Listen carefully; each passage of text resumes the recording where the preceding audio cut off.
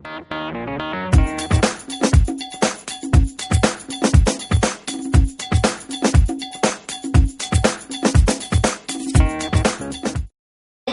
iyo aad ugu dagaalami doonaa oo aan kala shaqayn doonaa dadka soo qabanqaabiya xafladan inaynu helno building. And well done. I am so proud to be Somali. I am so proud to represent you.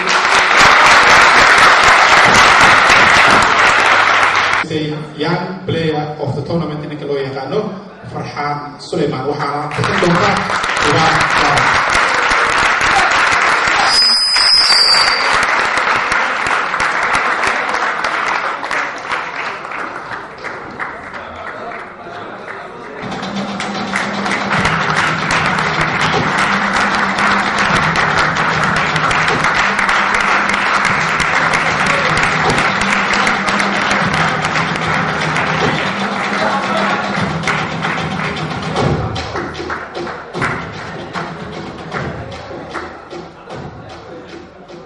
Young player of the year waxaa ku guuleystay Farhan Suleiman waxaana bixisay gabadha counselarka xaafadda Lawnsiile ee magaalada Bristol Hibaaq Jaamac.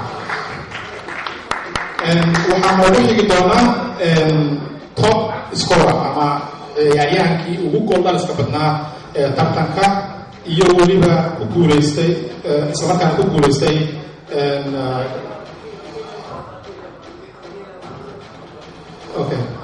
ciyaaryahaankii ku guuleystay top scorer ama gooldhalinta waana Cabdiraxmaan Weyn waxaana u qaadi doona koobka Geli.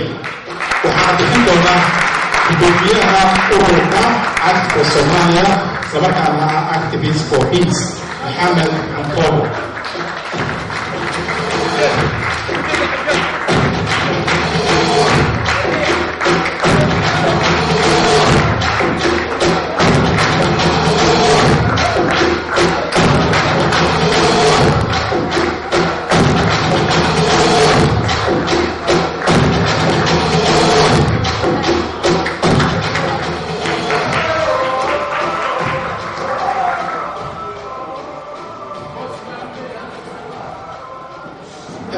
haddana waxaan u gudbaynaa the most improved player oo uu noo bixin doono uu koobkaas bixin doono nin marti nooga noo ah islamarkaana ka yimi magaalada London ahna gudoomiyaha jaaliyadda sportiska dalkan Ingiriiska waa Daahir Cali Kulmiye.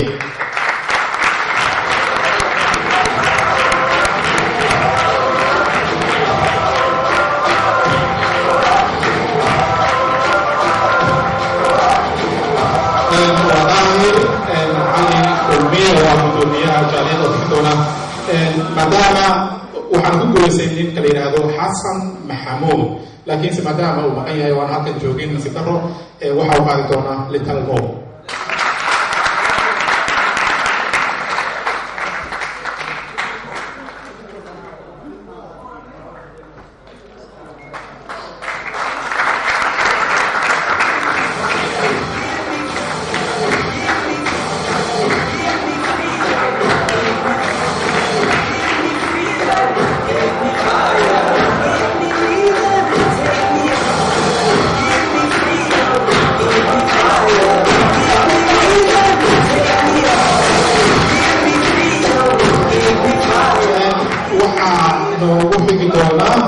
The best player of the tournament kaasoo uu bixin doono aan asumi doono isla markaana aan u dhiibi doono macalinka weyn ciyaarihii kubadda kolayga Shiine Duhaan.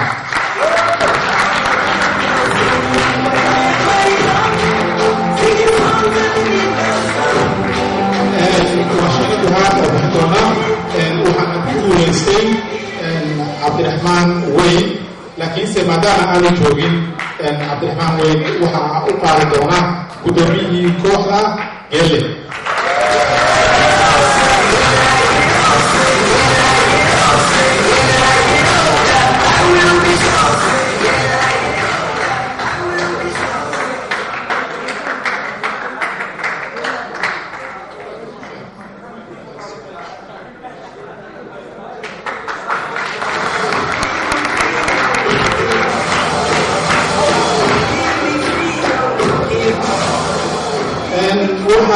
noogu doona geela ayuu ahaa si uu qaaday ahaana guddoomiyaha kooxda ku guulaysatay